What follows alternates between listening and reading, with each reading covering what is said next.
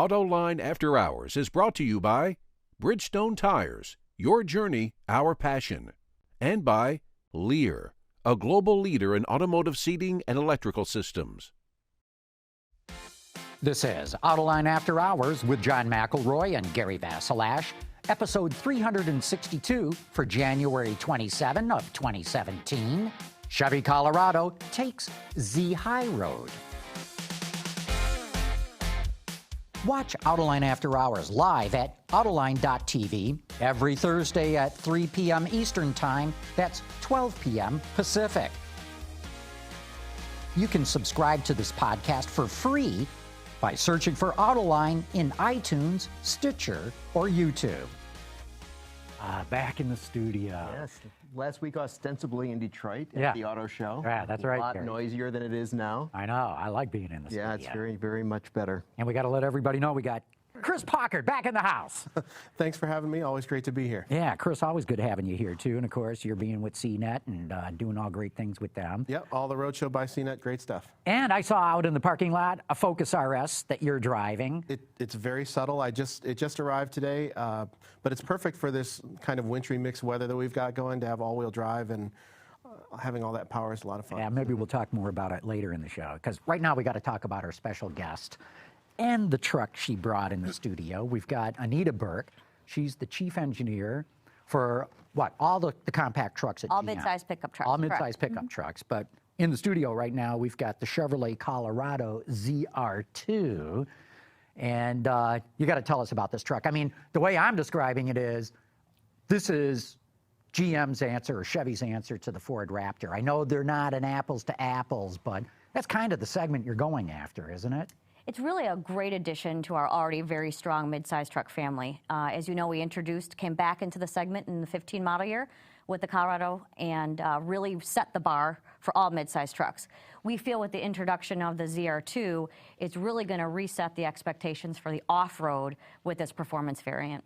So the Colorado, when you came out with it, you wanted to make a truck that would have truck capability and consumer comforts, right? Absolutely, because one unique aspect of a mid-size truck customer is they drive them every day. They use them for work and play, as well as everyday driving experience. So the comfort features are very critical to them. Fuel economy is very critical to them, but it is a pickup truck. They want the versatility of that box, as well as the capabilities such as payload and towing. And then we bring on the ZR2 that brings in the off-road characteristics. That's another key truck aspect. And you were able to do that very successfully without stepping on the toes of the Silverado, to bring in this midsize class that a lot of people thought was dead.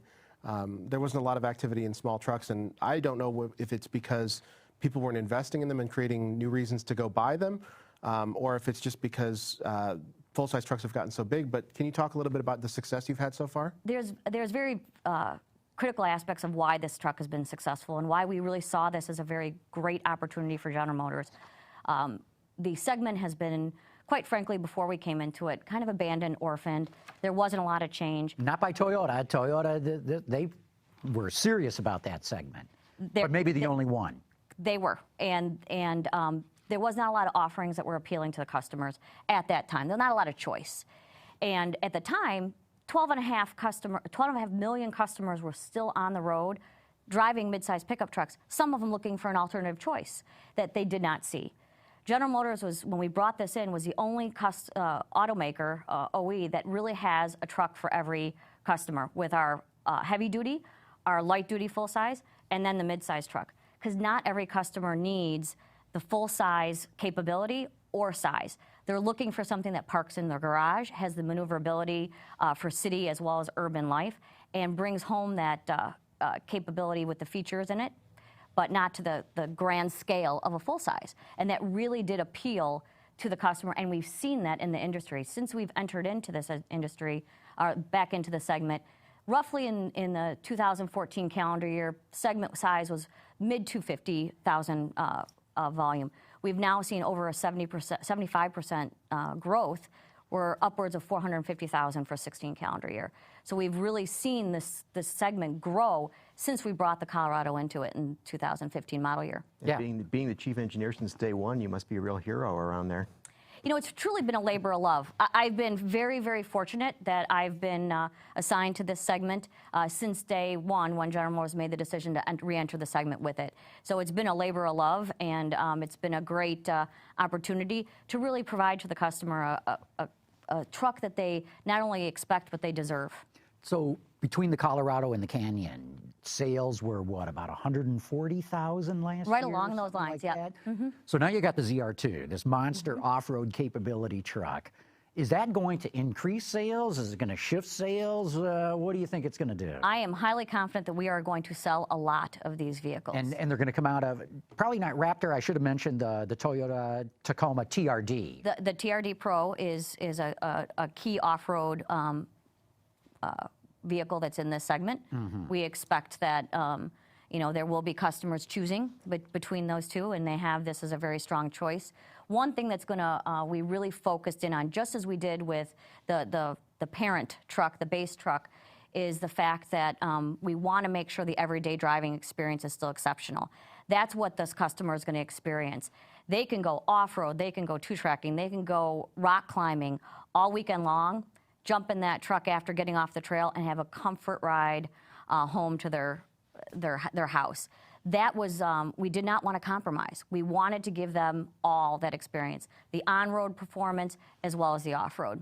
And I think we've delivered it with this truck. So let me ask you something, for people who are not necessarily savvy with all of the nomenclature. So you offer a Z71 and a ZR2. What's the difference between the Z71 and the ZR2? What the ZR2 is bringing forth is really a true additional variant to the portfolio. It brings in unprecedented off-road performance to it, and it's got key technology that doesn't exist on the Z71, including class segment front and rear electronic differential lockers. We have the unique suspension. It's a lifted variant. It's 2 inches higher. It's 3.5 inches wider. It's got unique front bumpers and rear bumpers that give off-road clearancing for obstacles off-road. So those characteristics are not part of the Z71 trim level. So this is the real deal, and the other one's sort of the Z71 show. is absolutely an off-road capable vehicle, but this is a variant that brings it up a level. What I wanted to ask you is it true that this was already part of the plans for Colorado the whole time, that you wanted to do a ZR2? Something that was this fully realized and fully baked? Or is it something that, because you've had the success with this model line that you've had, that you now have the ability to kind of ratchet things up a little bit? Those of us who were working the program very long absolutely saw this as an opportunity. We had the vision that we knew that this was absolutely a possibility.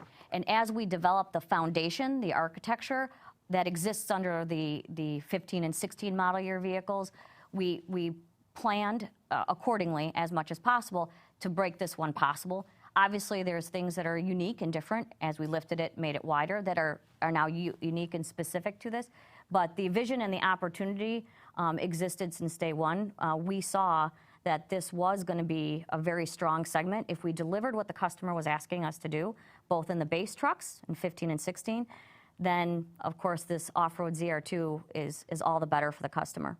So let's get into some of the specifics of what you did. And I got to add that I got a chance to ride in the truck. I haven't had a chance to drive it yet, but I got a chance to ride in it because you did a media thing at the LA Auto Show. Yes, we did. I was knocked out by the climbing abilities, the handling abilities, how this thing smoothed out the big jumps. So let's just start with the suspension. Clearly, you didn't just raise this thing. You made some serious changes. Let's start with the suspension and talk about what you did there. One of the key aspects of it, as I mentioned, it's lifted 2 inches from its base parent Colorado. And what we've brought forth into this is a partnership with the Multimatic Dynamic Suspension Spool Valve Damper System. And that's what we're utilizing on this.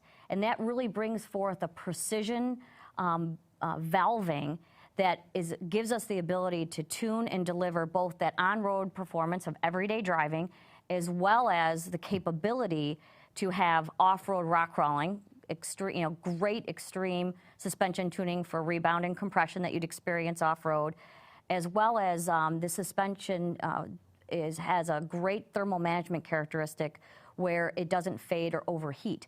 So therefore, The shocks or the dampers? the shocks, you the mean? dampers, yes. Sorry, the dampers as well. That way, when you're running, desert running, it delivers great performance and not overheat. And greater suspension travel as well? Absolutely. So we've got increased suspension travel upwards of an inch to 2 inches greater than what you'd have on, for example, the Z71.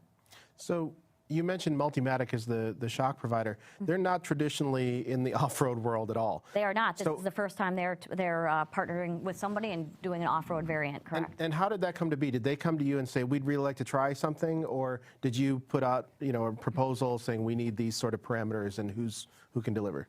You know, we saw this as an opportunity. They have a relationship with General Motors. They did the Camaro Z28 performance. So they had a relationship and a performance with us in the past. And we saw this as an opportunity to bring them in to this variant and bring that unique characteristics for all those reasons of wide range of performance they could bring into this variant as well. And we shouldn't dive too deeply into the shocks because we could spend a whole show on that. But explain a little bit, because if you look at the damper itself, it looks a little bit different, but it's the inner workings that are unlike anything else on the market. It is. It's the position sensors and the spool valve technology that exists within these dampers that's able to deliver something unique that's not available within the traditional disc shock damping of the typical systems that we have today.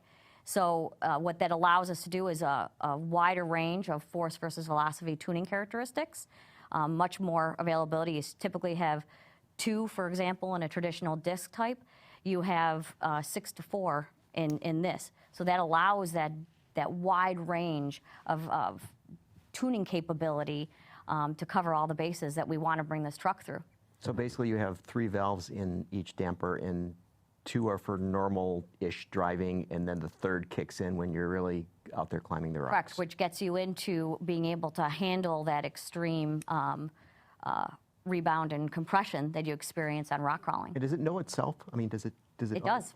So nobody's going to position sensors technology is how it works.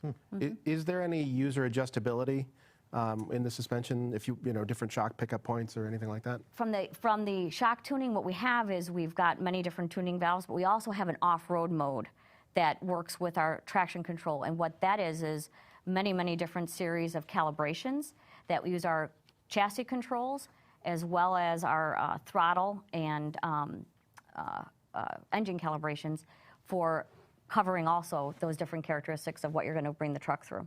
And these multimatic shocks, front and rear? Yes, it is. Mm-hmm. Okay. But there's no mechanical, take the wheel off and Nope. you can, okay. Nope.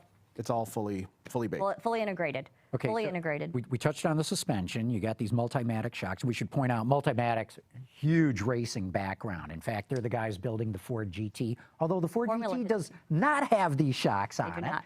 And Formula One, Formula One is where Have you seen their well, shocks they're for very Formula well One? known. Yes. Oh my God, those things are like, I didn't know that you could make dampers as small as they make for Formula One. But let's go up. You touched on the drivetrain a little bit. Talk about the different diffs that you've got in there. So we have class exclusive. We've got front and rear electronic locking differentials, which really bring the capability for those off-road fun scenarios that you can bring this wherever you want it to do. So we are exclusive with that. And Is there a center diff too? it's I mean, you've got front and rear differentials, right? correct. Okay, I guess maybe I'm... And locking, you could lock the front axle and you could lock the rear. What you experienced in LA, for example, was when you've got, two wheels spinning, lock the rear axle, and you can climb further. You get 3 locking, you could lock that front, and you can climb over most anything. What about what's under the hood? So what's under the hood is we continue to offer our high-feature V6 as well as our Duramax diesel that exists in the parent one. So those bring home the high-feature V6 is fitted with our 8-speed transmission, and the diesel's coming with the 6-speed. Diesel buyers tend to be a little bit more hardcore about their trucks. They're not they're not necessarily casual. They're committed enthusiasts. They know what they want. They want the torque. They want, you know, that type of power delivery and fuel economy. Something like this seems like it'd be, you know, maybe a little bit more tailor-made for a diesel.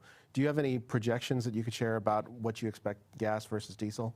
I think each engine's gonna, for those items you just described, are gonna appeal to both our customers.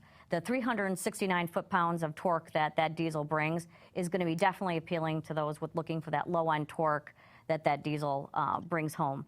The gas engine will be probably more appealing to those who are doing the fast-running, desert-type running, as well as everyday performance. So each delivers exceptional performance in all the characteristics. We've evaluated it in many different scenarios, and both engines perform exceptionally well. You mentioned that you raised it by 2 inches. Correct. You also widened the track by 3.5 inches. Why did you do that? Correct. Well, we wanted to ensure that we were covering, from a wheelbase standpoint, all the obstacles. So we're still very much narrow.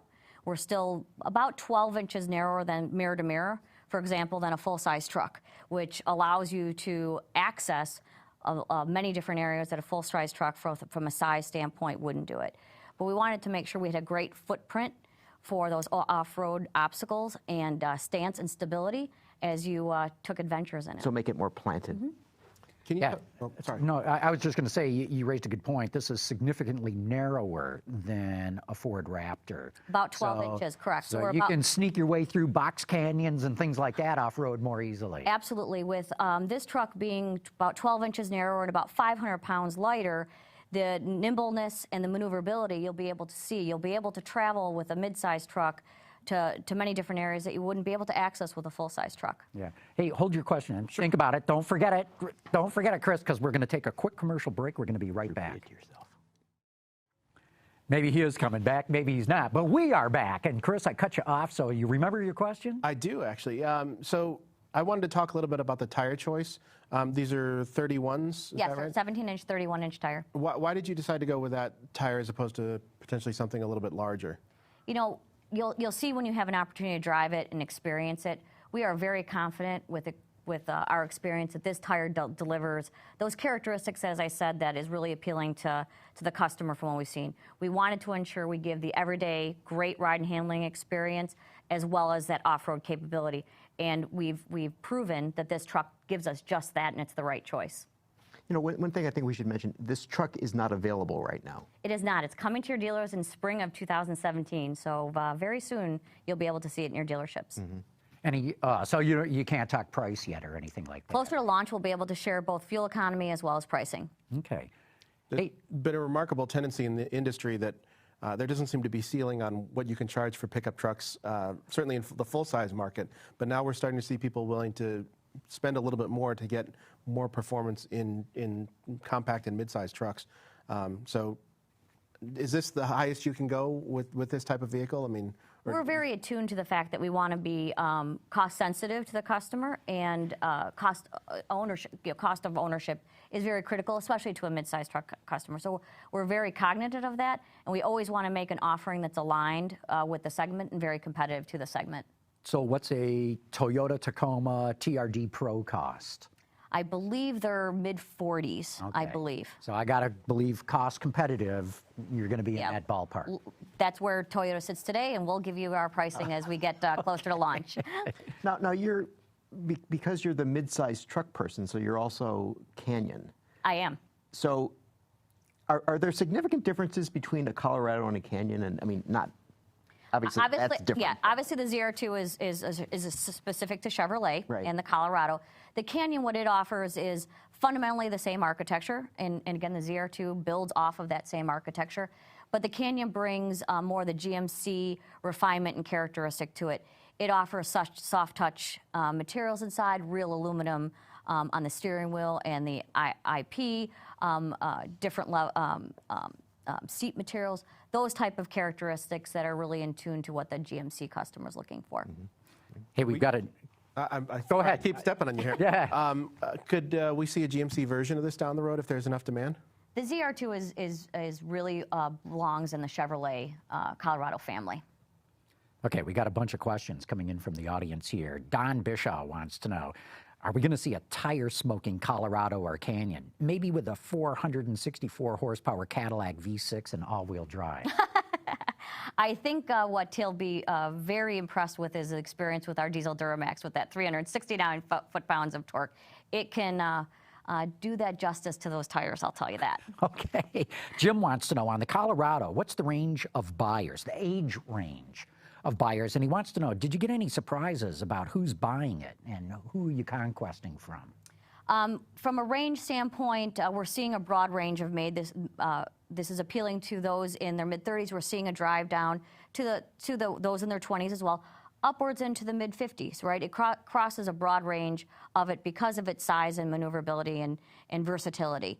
What we're seeing is, as I mentioned earlier, for the longest time, there was a lot of customers that weren't satisfied with their offerings, and they were abandoning their desire for a pickup and going into passenger cars or crossovers. They were giving up their desire to have that box. When we re-entered in it, we saw that they came back. We've seen a growth not only in the industry, but we've seen that there's growth from full-size truck customers who had gone up a level, went to something bigger than they really needed, came to us, as well as those who went to passengers and crossover cars that now can come back and enjoy those same features and fundamentals, but with a pickup capability. So for obvious reasons, you drive one of these.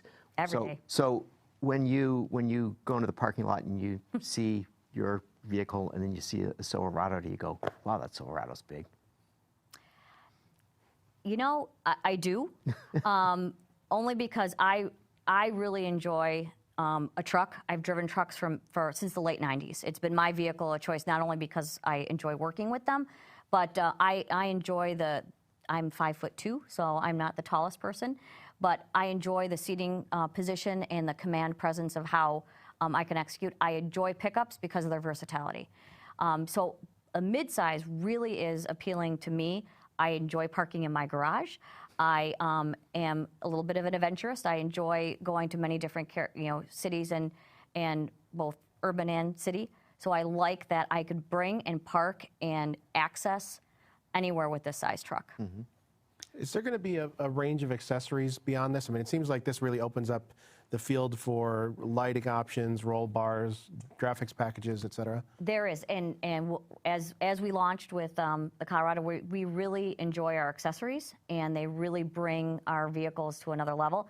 One thing that is available with this that you've probably seen at the auto show as well is the pickup box spare tire positioning. That is an accessory that is available at launch with this that I think is going to be very appealing to many people as well. Another audience question here. Chuck Grenchy wants to know, he says, I know you can't comment on future product, but can you comment on whether smaller pickup sizes were explored before deciding on the midsize Colorado? When we decided on the size of this one, it was a balance of what the customer was looking for. And that was ensuring that it could deliver the capability that was expected from a truck in a package that was maneuverable and parkable and still gave that right balance. We don't want to compromise, and we feel that this size delivered just that. And let's see, Bob D's got a very interesting question. He says, why is the diesel engine not offered on the extended cab for retail customers? Fleet buyers can get that configuration, so it seems this is a marketing decision rather than a technical issue. It is available on our fleet customers. That is an option that they choose to do. We are very attuned to what our customers want, and there is not a strong customer demand from a retail perspective for that configuration. They are asking for the crew cab in that diesel configuration. Bud wants to know, when are we going to see a Baja version? You never know. We're always looking for the next Good opportunity. question, Bob. Good question. Alabama says, looks like the lower aeroplastic cladding has been removed. Is that standard to this model? He says he's read many complaints that the cladding drastically reduces clearance. So the ZR2 does not have the air dam that is standard on our base Colorado. So I believe that's what he's referring to. It does not come with it. Yeah, you mentioned that earlier. Yep. Different bumpers, front and rear, That's for better correct. clearance. That's correct. As we lifted it, we also then designed the front bumper and the rear bumper to ensure better access for the off-road obstacles. And you had to protect the underbody a little bit too, right? We You have did, so that you could skid see on the plates, rock front rails. that we have an integrated shield to that bumper, as well as we have plates underneath protecting the truck. Do you have anything different on the interior of the vehicle? We have the technology differences where we'll have the locker switches and the off-road mode that's integrated into our switch. So those are the key characteristics. But fundamentally, the interior, you'll see the ZR2 emblems, but it's fundamentally Still plush. Exactly. You still have the same pleasurable experience on the interior that you get with the Foundation Colorado. Hey, I'm curious, going back to those skid plates, do you know if you pick up any aerodynamic benefits with those? They are there for functional reasons from an off-road perspective. Yeah. Aero, I couldn't just comment. curious, Yeah. yeah. It's like they're not there from an aero enabler. Obviously, we want things smooth and flowing around the vehicle, but they're there from a functional aspect for those off-road experiences. Well, here we got a question from somebody called Tex ZR2. He wants to know, or she wants to know, any chance for a manual transmission? At this time, there's no plan for that. And Right Knight says, Chevrolet needs to bring out a new Blazer on this platform as a true midsize SUV to compete with Jeep. Well, thanks for that insight. You never know. I like that idea, actually. So Well, there is a Trailblazer still overseas, right? there is. We do have a Trailblazer for our global locations. That's correct. Now, you're also chief engineer of the Global Colorado? Yes, for the future global programs, I am responsible for both the global Chevrolet Colorado as well as the Chevrolet Trailblazer that's produced in our Brazil and Thailand facilities for those markets. We just got a phone call here, too. Carmen, let's bring that in. This is Clem Zarowski from Delbon, Pennsylvania. My question is on the Multimatic shocks. Are they an electronic shock like used on the Corvette, or is it strictly a mechanical device? Thank you very much.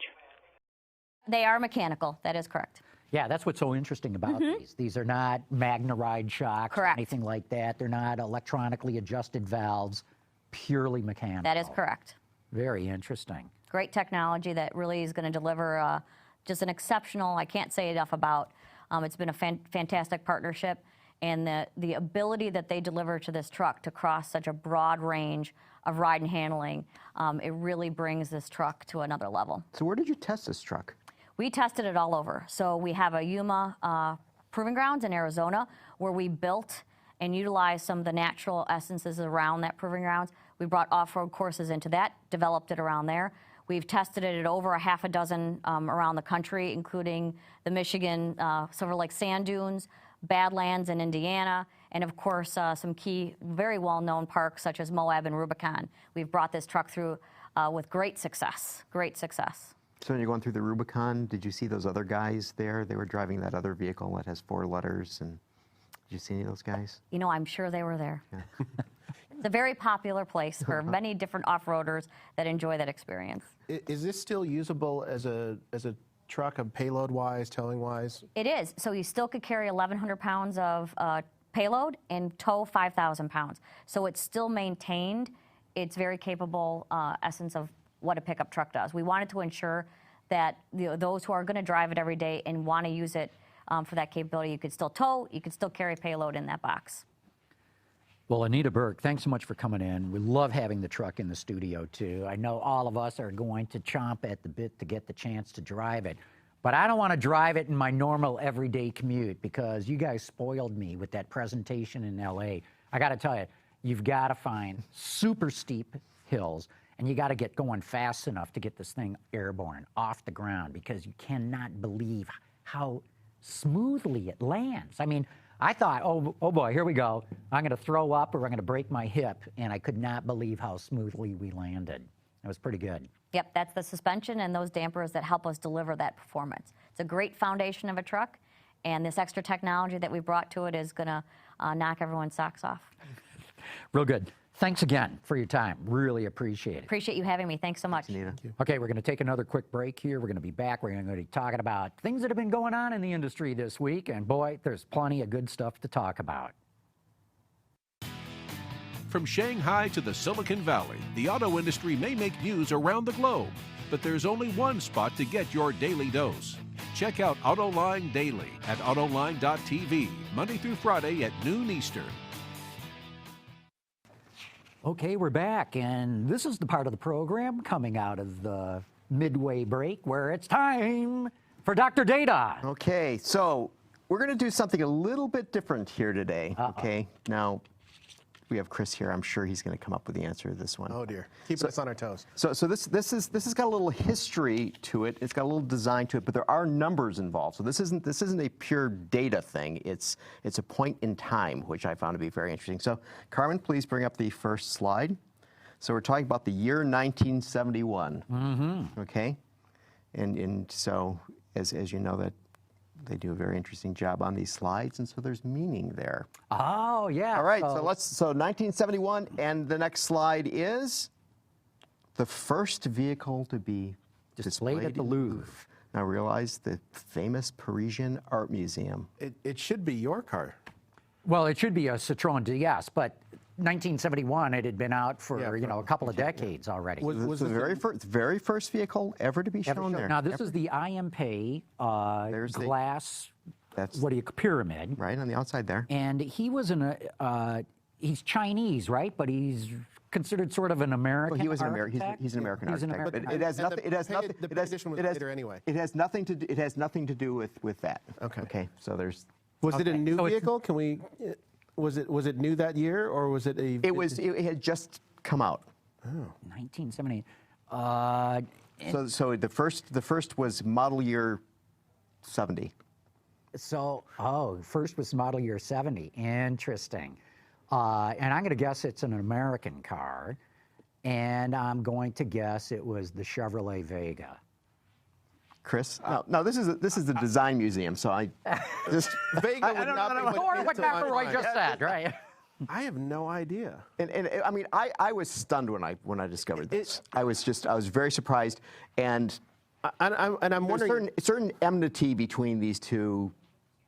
I'm giving it away a little bit here. Give it away. All right.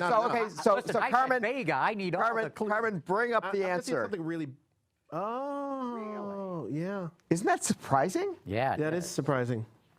But you got to remember, okay, it's the 1970 Range Rover. Yeah. First generation, two-door. Yeah. Look at that, a big SUV that's only a two-door. Yeah. You never see that. And that's where it all started. Yeah, and all the two-doors, the values of those vehicles are now going through the roof. But why would you have that in an art museum? Well, that was actually considered quite a radical design when it came. We look at it today and we go, it's an old 71 Range Rover. For the day, that was considered quite avant-garde. They had that sort of castle gables. If you can bring the picture back up, those castle gables at the end of, on the left and right-hand side of the hood. Mm-hmm. Note, too, if we can get that picture back up, how thin all the pillars are in that almost floating-like roof design, how thin it is. Mm-hmm. You just don't see that anymore. Also interesting, I didn't pick up on that until we brought the picture back up. Look how the rear-view mirrors are out at the end of the fenders, like not up Japanese against the car. door. Very Japanese, and that was done away with because of safety standards. They would spear pedestrians. But for the day, and I'm trying to remember the name of the designer who did that. I want to say it was a Swedish guy who did it. Yeah, I think you're right. And I'm blanking out on the name, but that was considered quite avant-garde design for its day. See, I would have been with you guys. I would have thought that it would have been a Citroen or a. That's not a Vega though. No, but well, you said 70, and that's what popped into If we were going something, American, I would have picked some like big vulgar coupe, some sort of Lincoln Mark, whatever. Just because it would contrast so markedly with what they're used to there, it would just be a sensation. Mm-hmm. But obviously, that also would have been rather large for the Parisian boulevards there. So anyway, so that was our numbers were involved first. I love that you brought that up, Gary, and I didn't realize a two-door full-size SUV. Be interesting to see if there'd be any market demand for something like that today. Well, Land Rover still has the Range Rover Evoque in a two-door. And it's probably like 1 out of every 30 units that they build. I Yeah. mean, it's nothing. But it's a much smaller vehicle, it's much smaller, right? But I just think in general there's not that market for those things. I mean, we used to have 2-door everything. I mean, you used to be able to get a 2-door Pathfinder. Can't do that anymore. Yeah. You used to get a 4Runner. Can't do that anymore. So. Well, at some point, there'll be every car company will have so many different variants of crossovers that they'll need to just have 2 doors. That's right. Because, it'll just be something different for them. So Convertibles. like Cross Cabriolet, or what was the? The Murano Cross Cabriolet. Yeah, but there was somebody else. Well, Land Rover has one right now. Yeah. The Range Rover Evoque. Right. Cool stuff. Weird world. Okay, Gary, you made a list of things. All right, what do we got to talk about? All right, so Ford this week, okay, they came out with Omnicraft brand, first new brand for parts in 50 years, right? And so this, you can go drive into your local Ford dealer in your Land Rover, presumably, maybe not, but Or your Chevy ZR2. your Chevy ZR2 at some point, and they're going to have parts for it. Yeah, it's an interesting play because I think a lot of automakers have sort of gotten away from that sort of thing. But I think there'll be general basic parts like oil filters and that sort of thing. But what right? are they doing here? I'm glad you brought this up, because they've had the Motorcraft brand forever. You said 50 years 50 or whatever. years since they've come up with a new... And so now Omnicraft, Omni being, hey, we can service everybody, right? yeah. But, there has been a move by automakers to get their dealers into the quick oil change business, many times with a little standalone building outside the dealership, so that people driving by disassociate it with the dealership because they know they're going to get raked over the coals cost-wise. And that's been pretty successful. And it's helped, pay for some back-end bills for the dealerships. But why is the Ford Motor Company encouraging its dealers to service cars that are not Fords? What do you guys think is the strategy? So, what is the ongoing slogan almost now that Ford is using, that we're an automotive and a mobility company? Okay, so perhaps as we have more mobility vehicles that perhaps are not Ford vehicles, and as you pointed out, if they're driving these things more often, they're going to need to be repaired and have oil changes and so on and so forth more often, and they're setting themselves up to say, hey, you got a problem with your Uber, bring it to us, we'll take care of it. My question is the Motorcraft brand in the consumer's mind so closely tied to Ford that they couldn't have just expanded the Motorcraft brand if that's what they wanted to do? Everything's about perception, right? And, people's perceptions of dealerships are they're expensive. So unless my car's under warranty, I'm going to go look elsewhere. Some people take it to the dealer for anything, but most everybody else looks for an independent garage. Right. And if you start advertising, hey, it's Omnicraft and we can service anything, I think that starts to break down the perception. Whereas if you just said, hey, we can service your car too, people would go, no, you can't. Yeah. But if you say, but we've got Omnicraft, maybe you can change that perception. I wonder if they're engineering them to the parts to the same standard and cost levels as they would a Motorcraft part. At some point they probably will, but then you got to figure that they've got more volume with Motorcraft, right off the bat, so that'd be a problem. But so another thing Ford did this week, they hired a 34-year-old Musa Tariq as Vice President and Chief Brand Officer. Okay, and so he comes from Apple, where he had been the Apple's Global Marketing and Communications Director for Retail. So what do you make of that? Well, there's nothing sexier in the world of Detroit than if you can lure somebody away from a big tech company. They love that. Right. It gets. You mentioned the mobility play. This is exactly right in that wheelhouse. It's expanding the brand to be more than just a new car provider. It's all these different services you're talking about, your connected cars, your car sharing, all these little adjacent businesses that they're going to try and put under this one big umbrella. And somebody like this that has experience with Apple, he was a social media store guy. He was a social media guy at Nike. Burberry. What's his first job? Nike. Sell Omnicraft? Yeah, he'd been the first ever social media director at Burberry. He was senior director of social media and community at Nike, and then he went to Apple. Yeah. So I mean, he doesn't sound like a tech guy to me. No, but it does sound like a customer experience guy. and a brand perception guy. And those are very valuable things these days. Yeah, so that's interesting. Is Ford going to say, okay, man, come up with this new mobility brand for us? You know, I was jokingly saying, hey, your first assignment, Tariq, is, you know, go out and make sure that everybody knows Omnicraft, but I doubt they hired him to do that. I'm wondering, especially with him coming from Apple, is it about creating yet a new brand, a mobility brand? Or do they think, man, we got to polish up this thing called Ford and this thing called Lincoln? Mm-hmm. I think it's the latter. Initially, I mean, where the volume is now, they need to make the money, right? So I look at these two plays and I say to myself, you know what? Jack Nasser was right. Because I mean, you know, he got into remember he got into fit all over again. Exactly right. Yeah. And I think that, you know, he looked at it from the point of view of we got to be much broader than just having people buy our cars and trucks. We need to service them. We need to, you know, we had the junkyards. We'll put them in the junkyards. I was going to say, so scrap yarding is next. There you go. Yeah. Back to the future. Yeah. Just maybe we'll get PAG back together. We'll start buying some smaller brands again. You're exactly right. You're losing your mind, Paukert. Getting the band back together. Hey, I didn't do it the first time. Yeah. You know, and I thought it was also interesting that they announced that they're going to have 20 new plug-in hybrid Ford Transit custom vans for London. And we've talked on this show a few times about the problems that in Europe that they're having with air quality. And apparently in London this past Monday, it was like off the charts. Was it really? The pollution was so bad. Wow. They were telling people to stay in the house and don't have kids go out, you know, at playtime from school and to stay in. And I'm thinking, well, that's sort of nice that they're going to be, you know, running this test, working with Transport for London. But then I thought, 20 vans? That's it? I mean, are they all going to one utility company or one business? It sounds like blah blah blah blah blah blah. No. So it's a small initial test. Yeah. Well, you know, stick your toe in the water. Yeah, I mean, you got to start somewhere, but you know, learn from 20 and then take it up from there. Right.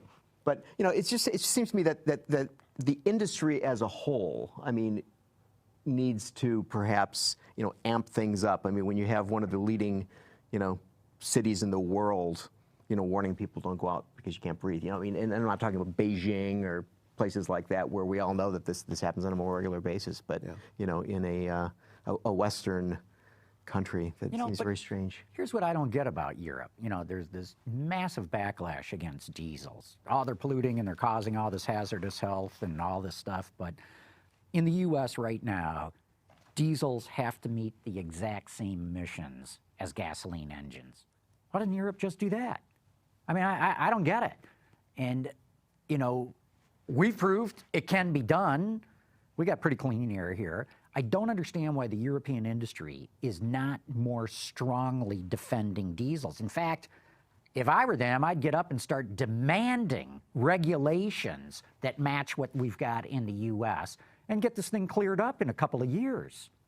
Well, clearly some regulatory work and enforcement needs to be done around diesel globally. I mean, we've all talked about Dieselgate till we're blue in the face, but I think people are looking at what's the next thing. We've already had these diesels for a long time, and yes, they're much, much cleaner than they used to be, but we're on the cusp of doing something, you know, remarkable with electrics or with fuel cells, and so they're just pushing off to the next thing. Yeah, I think that would just, I mean, if you're sitting in Wolfsburg and in a meeting, I think that the likelihood that you'd say, you know, Mein Herr, I would like to have a new diesel. You know, I mean, you would. Dr. Professor. Yeah, yeah. That's not going to happen. No. But you know, look, I'm all for electrics. We'll be taking the train out of town. I'm all for electrics and maybe even fuel cells and all that good stuff. But the reality is, even if we hit a tipping point in the next decade or something, it's going to take a long time to catch up to where we are with the piston engine right now in terms of what people actually have in their garage or out on the street. And it wouldn't take much of anything to say, yeah, whatever we're up to now, Tier 2, Bin 5, you know, make it so. Just start using the exact same standards that the U.S. has, and you'll get this thing. I mean, there's still stuff on the road that's going to take years to get off the road, but at least what's rolling off the line right now today would not be adding to the problem. It'd be the same as a gasoline engine. And I don't understand. I understand why Volkswagen's not going to get up there and defend diesels. But there are others in the industry who should be saying, wait a minute, we need an all-of-the-above choice for consumers. And diesel should absolutely be part of that. Well, John. It's only me. I don't disagree Only with me you, saying but it. we've got to get you into office, man. From your lips to Rudolph Diesel's ears. So speaking of electrics, I remember we had a lively discussion some months ago when there was the crash of the Tesla into the side of the semi-truck, and that mean, evil Elon Musk, how dare he put that technology in these vehicles, and this poor man. Oh, there's a picture of the car. Look at that. Wow. Wow. So, and there's nothing left. So NHTSA came out and cleared Tesla this week. Yeah, they said there's no defect in the vehicle. No defect, whatsoever. and NHTSA said in a report that Brown did not apply the brakes, and his last action was to set the cruise control at 74 miles per hour, less than 2 minutes before the crash. Yeah. So there's no defect in the vehicle, but I find it morbidly hilarious that the bloody car couldn't see that there was a semi across the road. right, the agency said the truck should have been visible to Brown for at least 7 seconds before the impact, and that he took no braking, steering, or other actions to avoid the collision. So basically, it comes down to operator error. And I still believe, and I'm not an expert in this by any stretch of the imagination, that any normal adaptive cruise control would have caught that, because the Tesla system is relying primarily on cameras, is my understanding. They don't like LiDAR. And it could not, Tesla does not like LiDAR. And so you have a white semi-trailer background against a gray sky, and it can't distinguish it, and it sails the car right into it at 74 miles an hour. I believe damn near any other car with adaptive cruise control would have slammed on the brakes or advanced collision warning. So what do you think NHTSA is doing here? I mean, do you think they're just trying to send the message that even with these cars that are getting to be semi-autonomous, that the driver is still ultimately responsible, and that's the message they're trying to send to the business? At this point, I mean, I think that's absolutely the case. And, but I mean, the thing of it is that,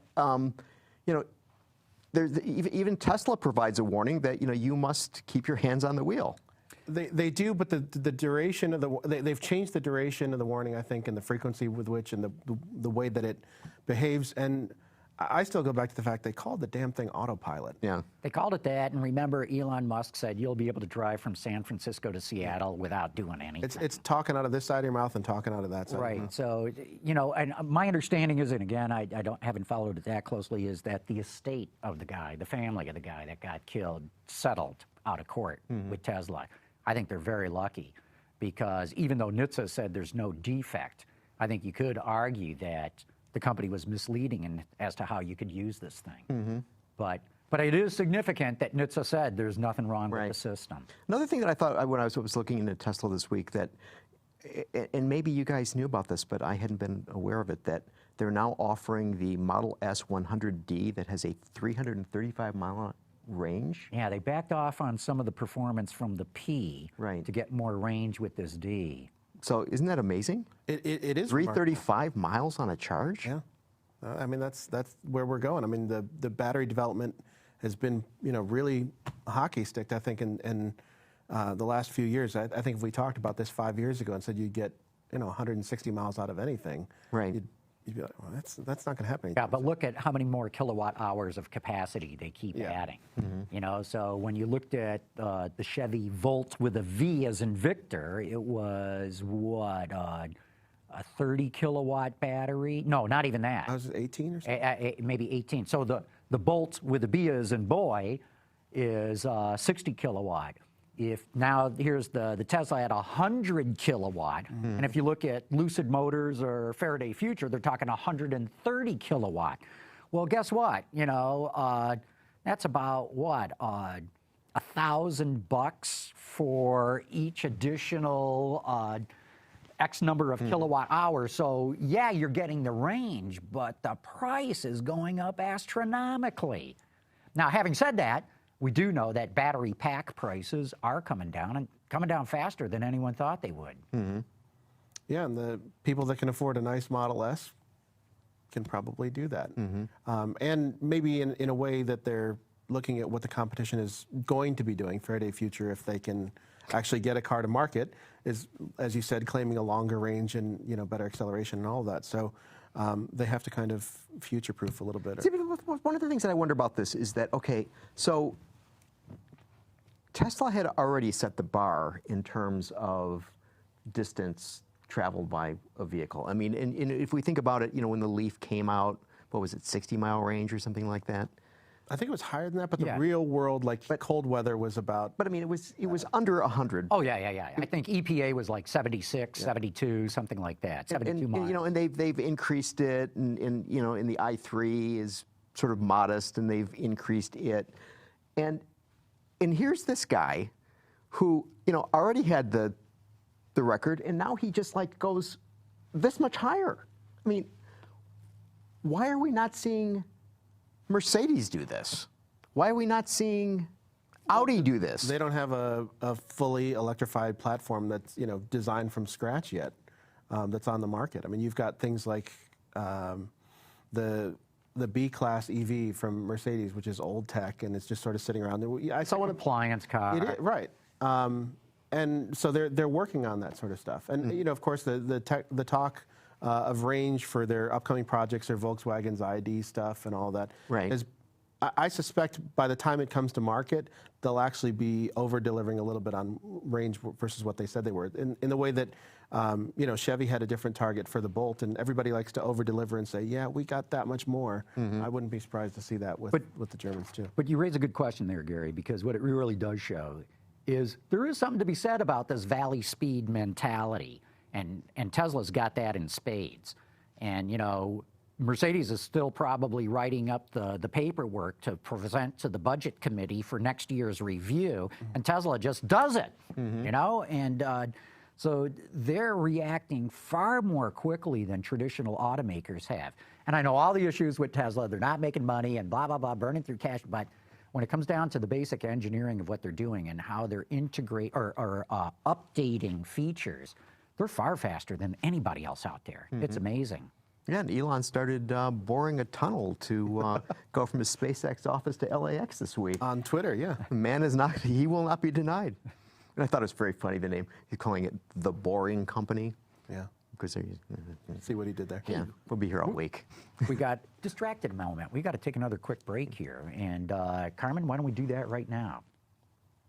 Lear Connexus offers a parental controls application with geofencing that sends notifications regarding driving behavior and location, including curfew alerts, acceleration alerts, and speed alerts, all delivered to a smartphone application that includes vehicle location, driver notifications, and a report card of driving history, including notifications when predefined geographic boundaries are crossed. For more information, visit Lear.com. And we're back. Elephant in the room, NAFTA. Oh, yeah, elephant in the room, Trump. Yeah. Two elephants in the room, NAFTA and Trump. So what do you think, Chris? And two elephants that don't get along with each other. It'll be interesting because Trump has obviously said that he wants to renegotiate NAFTA and has already started to, put the wheels in motion on that. But we've had some studies that have come out that say for the auto industry, that may not actually be the world's smartest thing. I think the Center for Automotive Research did a study that came out, like a week or two ago, where they said you're actually looking at substantial job losses in the States. And it might not have the intended effect, especially on the supply chain. Yeah, Trump has said, I want to renegotiate NAFTA, but the little pieces that we've learned of maybe what they're talking about now is like judicial reconciliation features. Does it go to American courts? Does it go to some other court? So I'm not sure that we're going to see this 35% tariff, rip the whole thing up.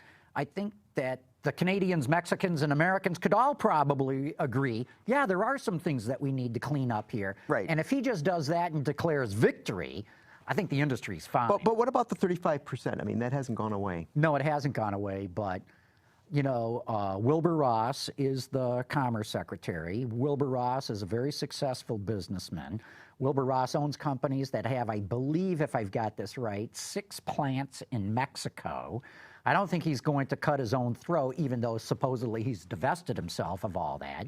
I don't think he wants to go and kill the guys that he was just running the operations for. So, you know, I know somebody who knows Trump very well, was invited to the Trump New Year's Eve party at Mar-a-Lago. And when I asked him, what the hell are you going to do? You've got these plants in Mexico yourself. He said, John, look, there's other adults in the room, and they're not going to let them do anything stupid.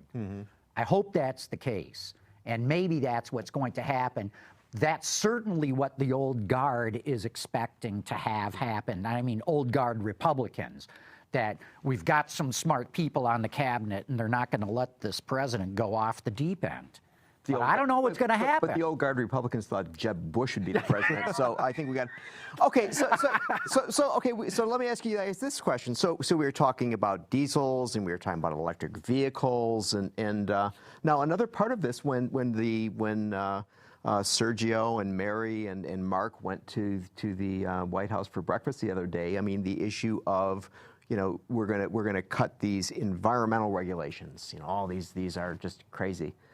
So is this bringing back diesel and nailing the coffin shut shut on? Because, you know, the people I've talked to in the car companies say, yeah, we'd like a little bit of relief. Don't get rid of these regulations. I won't name who. I would just say a very, very, very senior level executive at General Motors said, don't change it.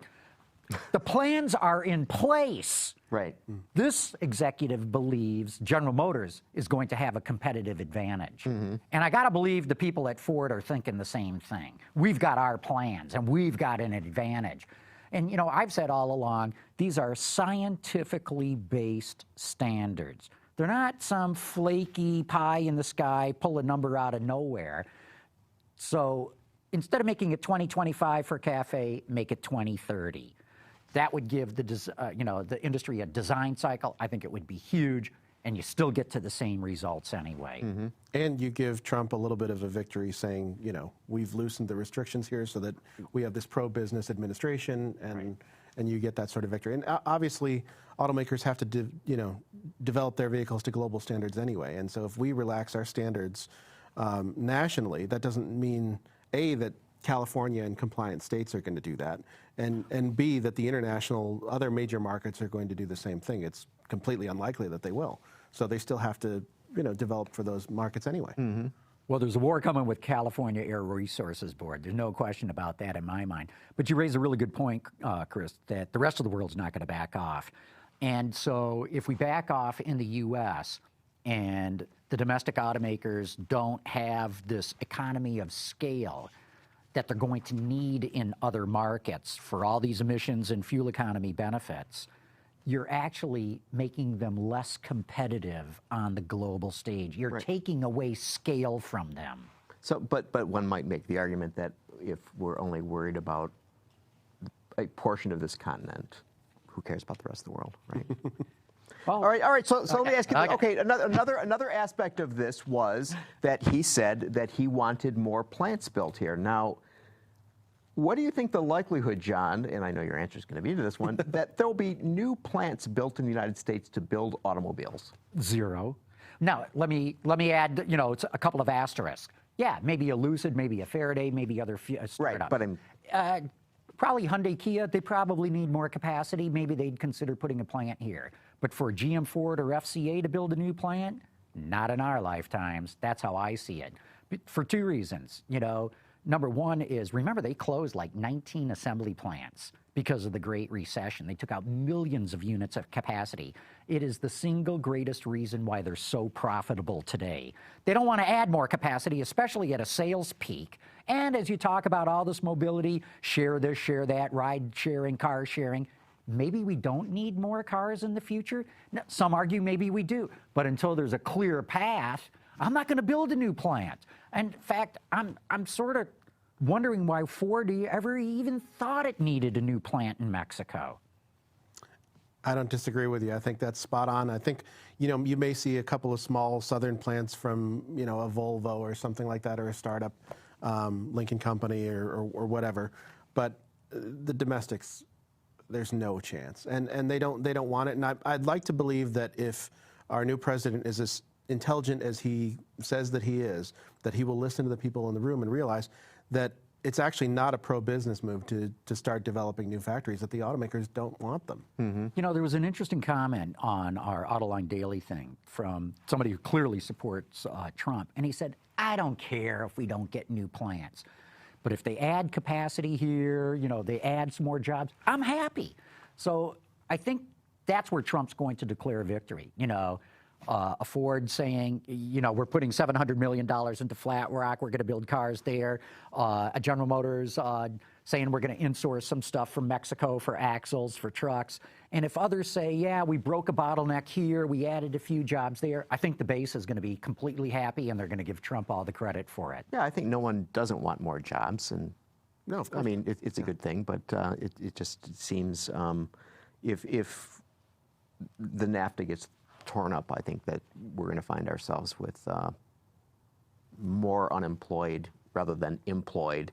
And if we have more new plants, that the new plants will be so highly automated that the number of workers will be infinitesimal. Well, that's really the thing. I mean, automation has really been the driving force as to, you know, removing manufacturing jobs.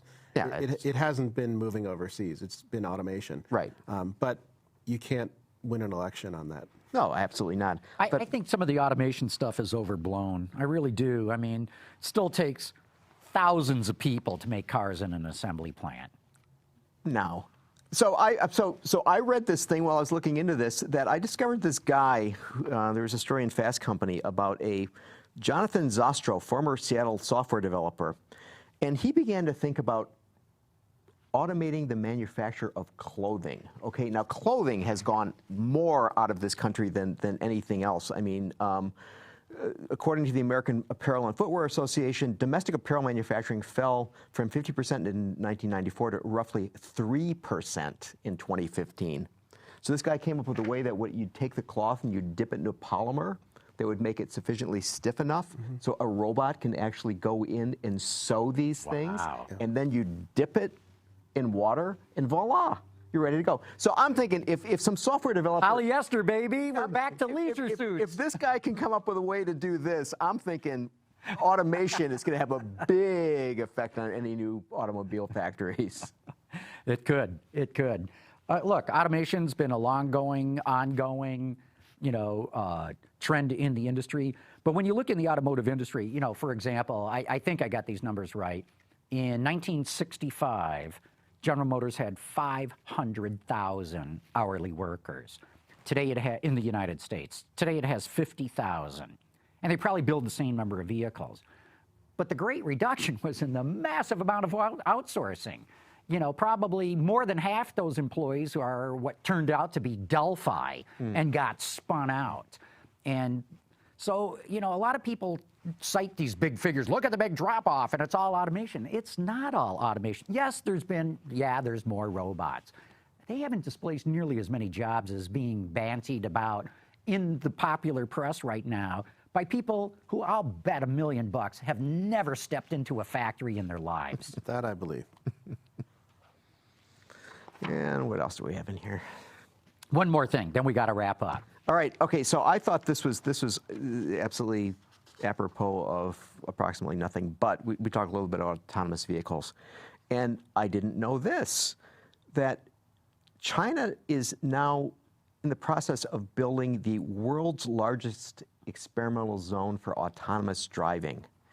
It will cover it's in a 65 square kilometer zone in a section of a city, okay? They'll have a 443 acre closed testing ground and a 494.2 acre open experimental field. Okay, now these numbers mean absolutely nothing to anyone, right? Now, M-City, which is in Ann Arbor, is working with the Chinese on developing this. M-City has 16 acres of roads and is on 32 acres. M-City's very small. So it's like nothing. Yeah, but that's M-City, and that's part of the University of Michigan. Then there's the American Center for Mobility, which is much larger. But it isn't open yet, right? No. It opens the end of this year if things go according to schedule. But just because you have a big test facility, size-wise, mean that you're better or ahead? I don't think so. Now, having said that, I think China might be the first to adopt autonomous technology because necessity is the mother of invention. They have the worst traffic and the worst pollution, and this can help alleviate it. So they need autonomy, arguably, more than any other country in the world, certainly more than the U.S. does. But I'm not convinced that just because you have a bigger test track, you've got a better product. And, you know, they've got all those big empty cities that they just built that are just sitting there. Why don't they Just use one of those? just annex one of those? Yeah. Maybe they have, and they just not. But I mean, I find it interesting though that here they're, you know, that they're saying, okay, this is something sufficiently compelling for us to create this vast thing, rather than saying, you know, we'll have this small thing over in the corner over there, and we'll test some cars. Yeah, well, I mean, I think we're going to need more facilities like that in the States. We're already seeing it.